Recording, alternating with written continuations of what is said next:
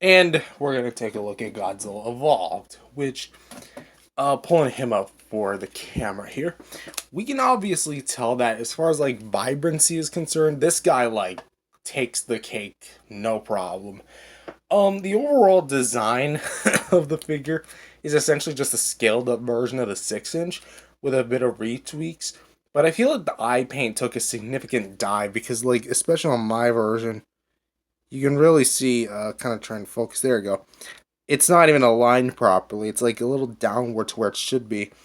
And the paint on the chest is just one strip of olive green paint that goes all the way down to the tip of the tail where it meets the fins. So the tail, not really good. But what is kind of good is the teeth and the mouth. Because unlike the 6 inch version and the other two figures here, they actually painted the roof of the mouth, and they actually painted the teeth at least to a really good degree. And the tongue's actually pretty well painted as well. Of course, the screw holes do make a return here, which is alright. But what I don't really like is how shallow the detail is here, because it just looks so mellow in comparison to its predecessors. It honestly makes you question what the heck happened here. And same with like the arms, because as detailed as they are, there's just something about the detail here versus the detail on these two that kind of make you again question what even happened. Okay, I gotta stop bumping this guy and everything. He has like a long friggin' tail, so that's why. Well, something I do like is the addition of the glittery plastic, which I do appreciate, making it a bit more popish.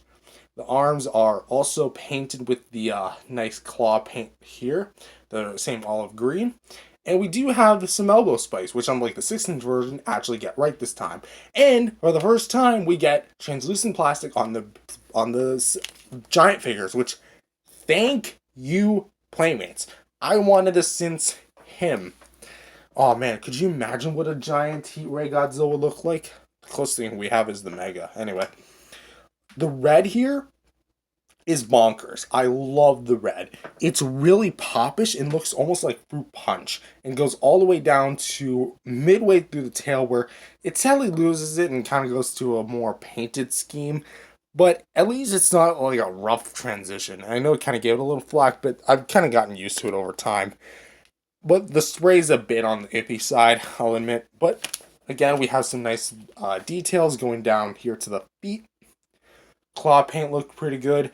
And again, they're kind of uses the same soft plastic to hard, back to soft, and yeah, extra soft really. So it's again where the soft parts are, they're a bit more detailed, and where there's hard parts, they're a lot less detailed.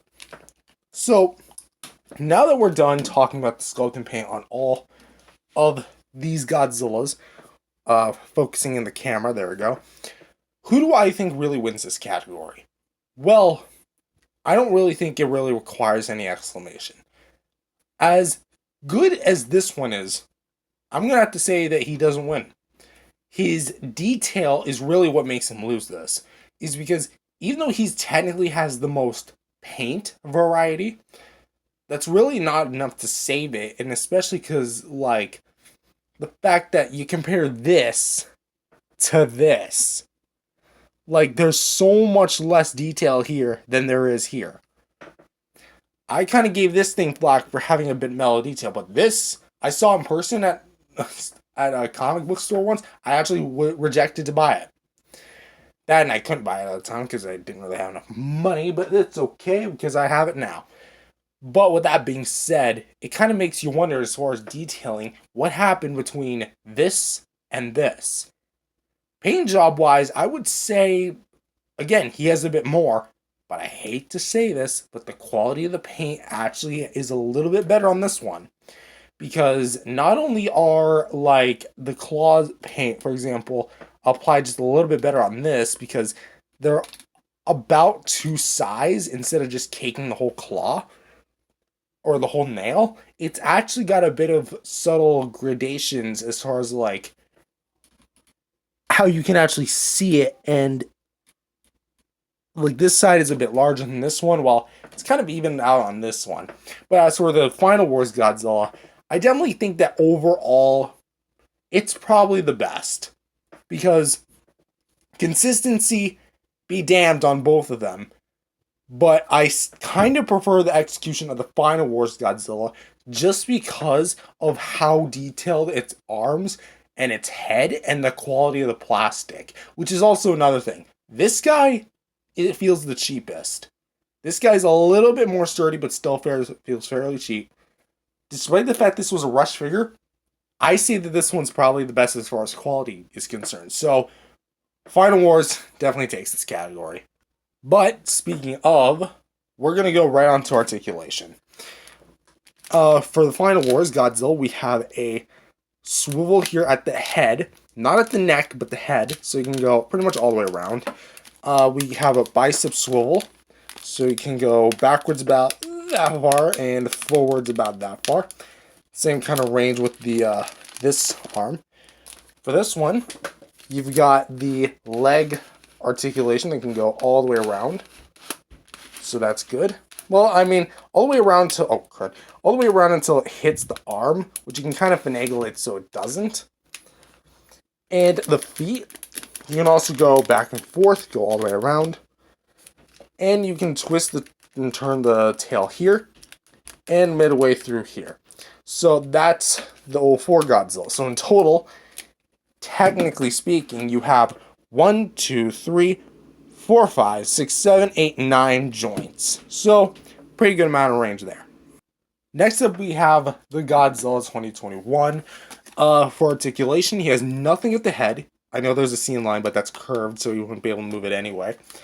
We have swivels for the arms, which go up about that far, and backwards about that far, and has rotations at the wrists. Yeah, look at that.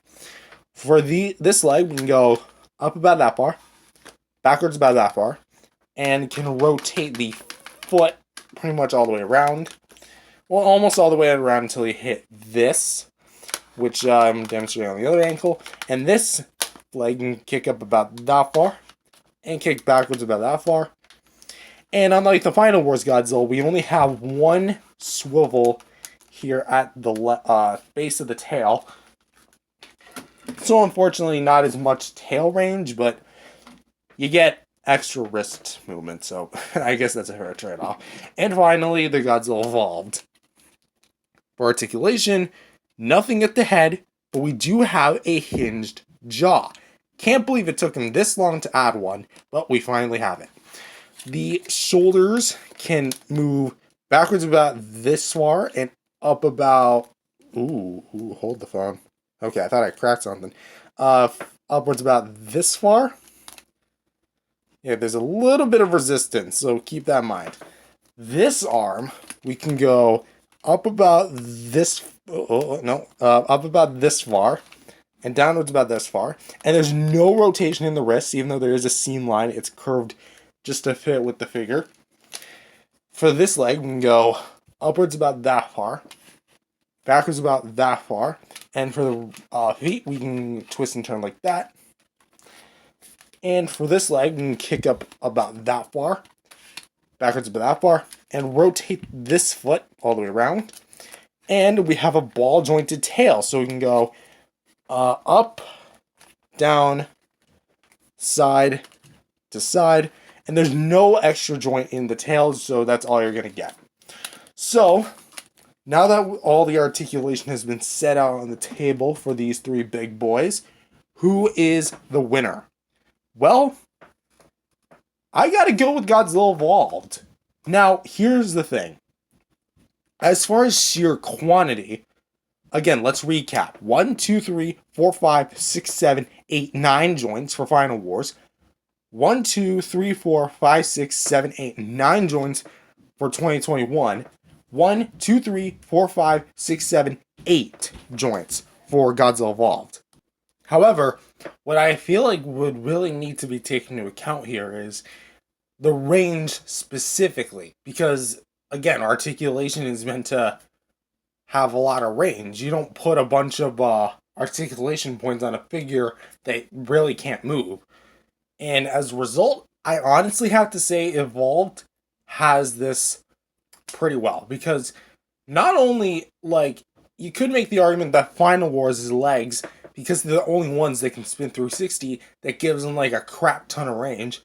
And while that is true, this guy has a literal ball joint in his tail and a hinged jaw, allowing for a bit more display options.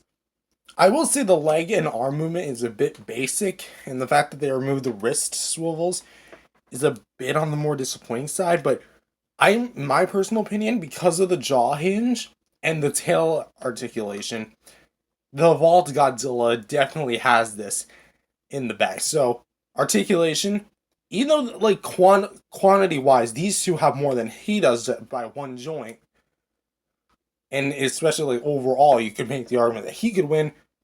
I'm putting at equilibrium between, you know what? I'm going to say it's a draw. Yeah, I know, I'm switching up. Because again, the articulation is so similar. He has more range. He technically has an equal amount.